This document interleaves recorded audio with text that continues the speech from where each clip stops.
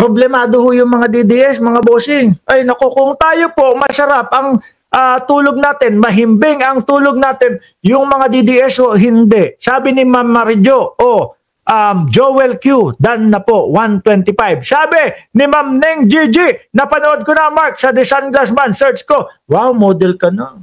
Nagkomento ka ba doon? Dapat nag-iwan ka ng comment doon sa channel nila. So, para matuloy yung susunod kong project next week, baka mamaya Gucci na yun. Senator Rapi Tulfo, ano daw ang gusto? Gustong matuloy ang impeachment ni Inday Sara Duterte. Paano ho yan, mga bossing? Ang Senate President na po gustong matuloy. Gustong marinig. Hindi naman po porket na gustong matuloy, kalaban niya agad. Hindi ho. No? Gustong marinig yung reklamo at yung depensa ng kampo ni Inday Sara Duterte ho. Pakinggan.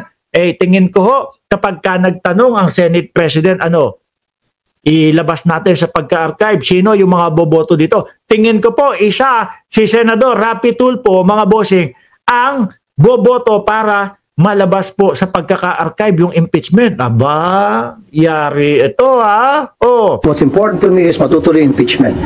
Di ba? And gusto ko matuloy impeachment para di ba? Patay.